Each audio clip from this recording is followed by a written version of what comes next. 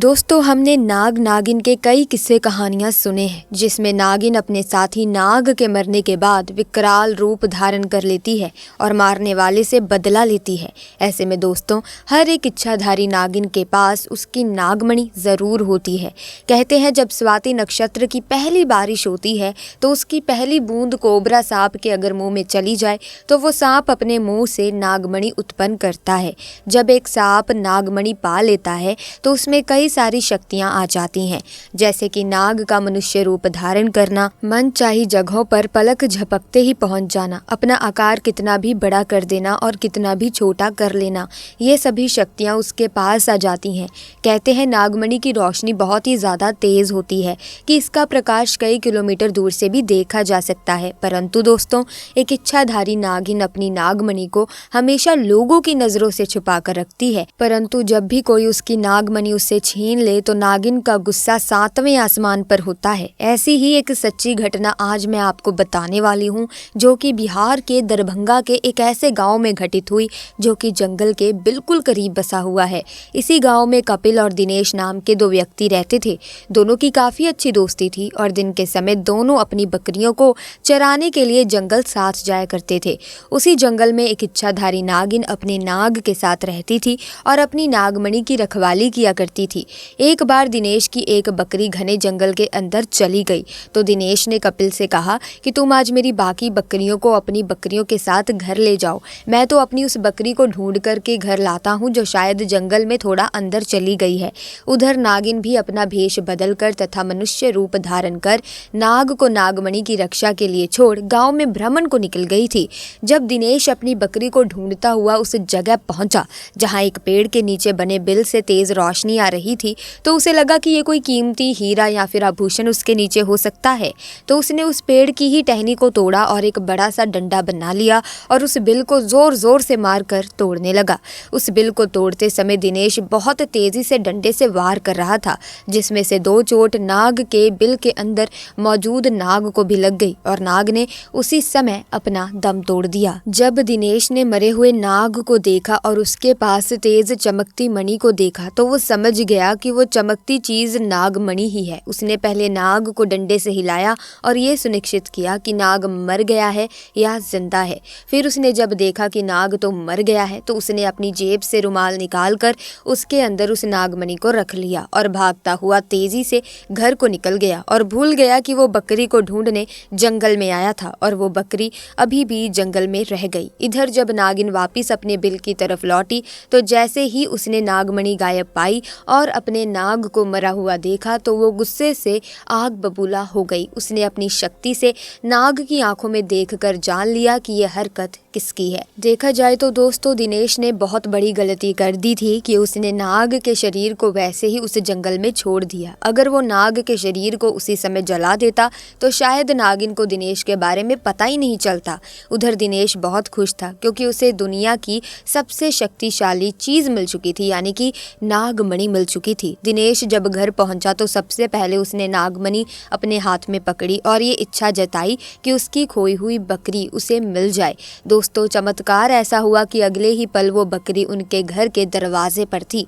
दिनेश ये सब देखकर बहुत खुश हो गया। उसने नागमणि की सहायता से अपने घर को ही बदल दिया और अब वो गांव का सबसे अमीर तरीन इंसान बन चुका था, और वो भी केवल और केवल नागमणि की मदद से। उधर नागिन अपने नाग का बदला दिनेश से लेने के लिए बेकरार थी, परंतु वो विवश थी क्योंकि दिनेश के पास नागमणि थी और वो तब तक दिनेश को नुकसान नहीं पहुंचा सकती थी जब तक उसके पास वो नागमणि है। दोस्तों, कहते हैं कि इच्छाधारी नागिन बगैर नागमणि के भी कोई भी रूप धारण कर सकती है। अपनी इसी शक्ति का फायदा उठाकर नागिन ने एक सुंदर कन्या का रूप धारण किया और दिनेश किसी काम से जब दूसरे गांव जा रहा था तो उसके बीच रास्ते में बैठ गई और रोने लगी। जब दिनेश ने देखा कि एक बहुत ही सुंदर स्त्री रो रही है तो वो तुरंत बैलगाड़ी से नीचे उतरा और पूछा कि आप रो क्यों रही हो। तो सुंदर स्त्री के भेष में उतरी उस नागिन ने कहा कि मेरा नाम करिश्मा है और मैं अपने पति के साथ दूसरे गांव में रहती थी, परंतु कल वो एक अन्य स्त्री के साथ शादी करके आ गया और मुझे मार मार कर घर से बाहर निकाल दिया। मैं बेसहारा हूँ, लाचार हूँ। दिनेश को उस स्त्री पर तरस आ गया और उसकी सुंदरता से दिनेश बहुत आकर्षित भी हुआ। वो उसे अपने साथ अपने घर ले आया और धीरे धीरे नागिन और दिनेश में दोस्ती शुरू हो गई और ये दोस्ती इतनी गहरी होती चली गई कि दिनेश को पता ही नहीं चला कि कब वो उस स्त्री के प्यार में फंस चुका था। एक दिन दिनेश और करिश्मा यानी कि वो नागिन दोनों घूमने के लिए गए और एक जगह एकांत पाकर करिश्मा ने दिनेश से पूछा, तुम्हारे गले में ये चमकती सी चीज क्या है?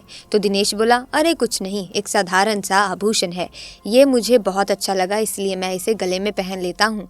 दोस्तों, ये वही आभूषण था जो नागमणि के नाम से पुकारा जाता है। तब करिश्मा बोली, क्या तुम कुछ समय के लिए ये मुझे दिखा सकते हो? क्योंकि मुझे भी इसकी चमक बहुत अच्छी लगी है। मैं देखना चाहती हूँ कि आखिर ये मेरे गले पर कैसा लगता है।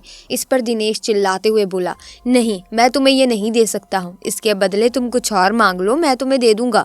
इस पर करिश्मा एकदम से गुस्सा होकर बोली, दिनेश, तुम तो कहते थे कि तुम मुझसे बहुत प्यार करते हो, अपनी जान से भी अधिक प्यार करते हो, और मैंने बस तुम्हारे गले का ये छोटा सा आभूषण क्या मांग लिया? तुम इस चीज के लिए मुझे मना कर रहे हो और मुझ पर गुस्सा कर रहे हो। रहने दो, मैं जानती हूँ कि तुम्हारे लिए क्या ज्यादा मायने रखता है। परंतु दिनेश फिर ना चाहते हुए भी अपनी वो माला निकाल कर करिश्मा को दे देता है और बोलता है, ठीक है, कुछ समय के लिए तुम इसे पहन सकती हो, परंतु ध्यान से करिश्मा, इसे कहीं घुमा मत देना। दोस्तों, अब करिश्मा के हाथ में जैसे ही वो नागमणि आई, करिश्मा का तो रूप एकदम से बदलने लगा। केवल एक पल में ही वो करिश्मा एक सुंदर कन्या से एक भयानक कन्या के रूप में परिवर्तित हो गई। उसका चेहरा बिल्कुल नाग सा हो गया और उसने कई बार दिनेश को डसा और डस डस कर उसे मार डाला। नागिन का इंतकाम पूरा हो चुका था, उसने अपने नाग का बदला ले लिया था। तो दोस्तों, कभी भी एक नागिन के नाग को मारना नहीं चाहिए और साथ ही नागिन की नागमणि को भूल से भी छूना नहीं चाहिए, अन्यथा वो नागिन 7 जन्मों तक उस व्यक्ति का पीछा करती रहती है। आपको बता दें कि सांप को मारने के संबंध में अक्सर कई लोग कहने लगते हैं कि मत मारो, इन्हें भगा दो या जाने दो। दरअसल इसके पीछे भारतीय अध्यात्म और दर्शन का ज्ञान छुपा है। भारतीय दर्शन में कहा गया है कि जीने का हक सभी को है, इसीलिए किसी जीव की हत्या नहीं करनी चाहिए। लेकिन ज्योतिष इससे एक कदम और आगे जाकर इसकी व्याख्या करता है। ज्योतिष शास्त्र के अनुसार सर्प को मारने से सर्प दोष और पितृ दोष लगता है। इन दोषों की वजह से जीवन में कई तरह की परेशानियां, कार्यों में बाधा और संतान संबंधी विषयों में कष्ट मिलता है। बहुत से लोगों की जन्म पत्री में काल सर्प, सर्प दोष और पितृ दोष होने की स्थिति में भी यही कारण बताया जाता है। व्यक्ति ने पूर्व जन्म में जरूर सर्प मारने का अपराध किया होगा।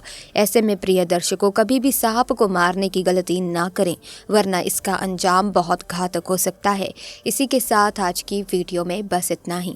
उम्मीद करती हूँ कि ये वीडियो आपको काफ़ी अच्छी लगी होगी।